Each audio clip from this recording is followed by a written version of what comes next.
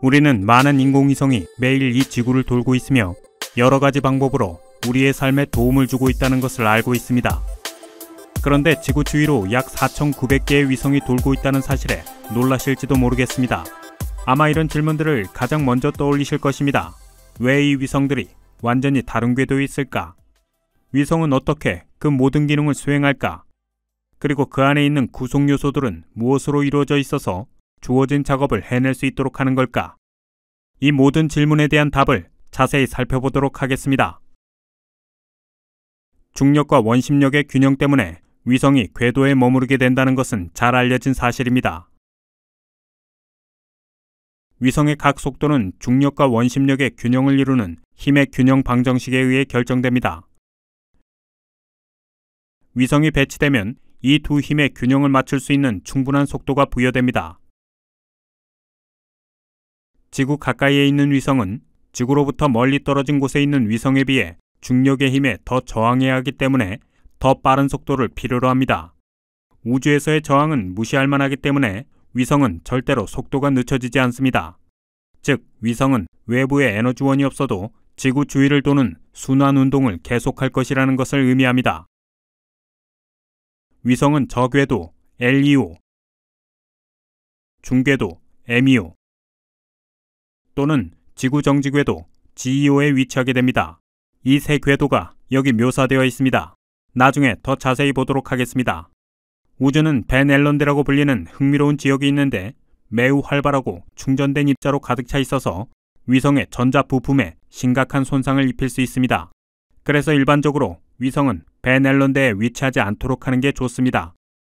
위성을 배치할 때 위성의 사용 목적에 따라 배치할 궤도를 선택하고 결정을 내립니다. 만약 위성이 지구 관측, 일기예보, 지리적 지역조사, 위성전화 통화 등을 위한 목적을 가지고 만들어졌다면 지구와 가까운 궤도가 선택됩니다. 저 궤도는 160에서 2000km의 고도에 있어 지구와 가장 가깝고 궤도 주기는 약 1.5시간입니다. 하지만 이러한 종류의 위성이 닿는 면적은 좁은 편이라 전 세계적으로 범위를 확장하려면 많은 위성들이 필요합니다. 그래서 방송 같은 경우를 할 때에는 높은 궤도인 지구 정지 궤도 GEO가 선택됩니다.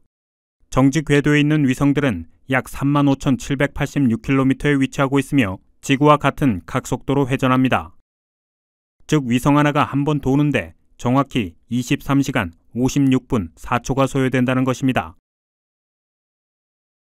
지구 정지궤도 중에서도 특별한 정지궤도가 있는데 이는 지구의 적도와 중심이 같습니다. 이 위성들은 지구에 대해서는 정지해 있습니다. 이런 특성 때문에 위성방송 수신 안테나를 계속 조정하지 않아도 되고 그래서 텔레비전 방송에 이상적으로 사용되는 것입니다. 이러한 이유 때문에 정지 궤도에는 수많은 위성들이 위치하고 있고 이 위성들은 국제기구인 국제전기통신연합 ITU에서 관리합니다. 지구 정지 궤도에는 항법 위성들도 몇 있습니다. 지구 정지 궤도에 있는 위성 하나는 지구 표면의 3분의 1을 맡을 수 있을 정도이기 때문에 위성 3개로 지구 전체가 사용할 수 있습니다. GPS와 같은 항법 장치를 위해서는 중궤도를 선택하는 게 옳습니다. 저궤도가 지구에서 가장 가깝기는 하지만 이 궤도에 위치한 위성들은 아주 빠른 속도로 회전하게 됩니다. 그래서 지구에 있는 응답기가 위치를 계산하여 길을 정확하게 알려주는 기능을 수행하는데 실패하기도 합니다. 또한 저궤도에서는 지구 전체가 사용하려면 엄청 많은 수의 위성이 필요하기 때문에 GPS 위성들은 중궤도에 위치하게 됩니다. 일반적인 GPS 시스템에서는 24개의 위성이 지구 전체의 서비스를 제공할 수 있고 궤도 주기는 12시간입니다. 이제 통신위성의 주요 구성 요소와 그 기능을 살펴보겠습니다. 통신위성의 중심에는 트랜스폰더가 있습니다. 트랜스폰더의 주요 역할은 수신된 신호의 주파수를 변경하고 신호 잡음을 제거하고 신호의 전원을 증폭시키는 것입니다. KU-밴드 위성에서 트랜스폰더는 14GHz에서 12GHz로 변환시키고 하나의 위성은 20개 이상의 트랜스폰더를 가지고 있을 수 있습니다. 이러한 모든 기능을 처리하기 위해 트랜스폰더는 분명히 엄청난 양의 전력을 필요로 할 것입니다. 위성은 배터리 또는 태양 전지판 중 하나를 선택해 전력을 공급받을 수 있습니다. 태양 전지판은 전자장비에 전력을 공급하기 위해 사용되지만 일식이 있는 시계에는 배터리가 사용됩니다. 위성에 있는 태양 센서가 보이실 겁니다. 이 태양 센서는 태양으로부터 최대 전력을 추출할 수 있도록 태양 전지판을 올바른 방향으로 각도를 맞추는 데 도움이 됩니다. 이제 트랜스폰더가 안테나로부터 입력 신호를 어떻게 수신하는지 살펴봅시다. 위성에 고정된 가장 일반적인 안테나는 반사 안테나입니다.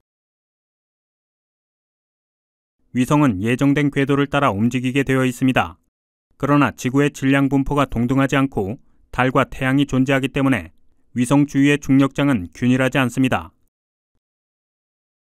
이 때문에 때때로 위성은 예상된 궤도 위치에서 이탈하게 됩니다. 이렇게 되면 신호가 완전히 상실될 것이기 때문에 위험한 상황입니다. 이러한 상황을 피하기 위해 위성은 자세 제어 분사기를 사용합니다. 자세 제어 분사기가 발사되어 위성이 올바른 위치에 유지시키며 위성이 우주의 쓰레기를 피할 수 있도록 하기도 합니다. 자세 제어 분사기에 필요한 연료는 위성 본체 탱크에 저장되어 있습니다. 위성의 위치와 자세 제어 분사기의 제어는 지상국에서 지속적으로 모니터링됩니다. 위치 제어 외에도 지상국은 추적, 원격 측정 및 제어 시스템을 통해 위성의 상태와 속도를 모니터링합니다. 이러한 시스템은 계속해서 신호를 지상국으로 보내며 지구와 위성 간의 접촉을 유지합니다. 일반적으로 이러한 신호는 다른 통신 신호와 구별하기 위해 서로 다른 주파수를 사용합니다. 혹시 위성이 제 기능을 수행하지 못하게 되거나 수명이 거의 다 되면 어떻게 처리되는지 생각해 보셨나요? 그런 위성들은 작동하고 있는 다른 위성들이나 우주선을 해칠 수 있습니다. 이런 상황에 대처하기 위해 비활성화된 위성들은 자세 제어 분사기를 이용하여 묘지 궤도로 옮겨지게 됩니다. 위성의 회전 속도를 높이면 더 높은 반경의 궤도로 옮길 수 있을 것입니다. 이 애니메이션에 명확한 설명이 되어 있습니다. 묘지 궤도는 정지 궤도보다 몇백 킬로미터 위에 있습니다.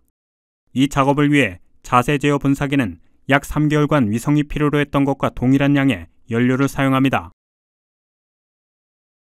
지금까지 통신 위성에 대해 이야기해 보았습니다. GPS 위성들에게 가장 중요한 요소는 원자시계와 안테나입니다. 이러한 종류의 위성에 사용되는 L밴드 내비게이션 안테나도 여기에 설명되어 있습니다. 주로 저궤도에 있는 지구 관측 위성은 임무에 따라 다양한 센서와 이미지를 탑재하고 있습니다. 이제 좀 흥미로운 정보를 드리자면 이 영상에 나와 있는 위성의 모습에서 위성이 금색 호일로 덮여 있다고 보셨을 수도 있겠습니다. 이 호일은 무슨 용도일까요? 사실 보이는 것과 다르게 호일이 아닙니다. 단면도를 보면 다층 구조로 되어 있는 것을 볼 수 있습니다. 우주의 온도는 섭씨 영하 150도에서 200도까지 다양하기 때문에 위성은 우주에서 엄청난 온도 변화를 겪게 됩니다. 게다가 위성은 태양으로부터 엄청난 복사열을 받게 됩니다. 이 물질은 그러한 온도 변화와 태양 복사열로부터 위성의 구성 요소를 보호하는 방패 역할을 합니다. 다양한 종류의 위성과 그 위성들의 작동 방식에 대해 잘 알게 되셨길 바랍니다. 지원하기 버튼을 클릭해서 저희 교육 서비스를 지원해 주세요. 감사합니다.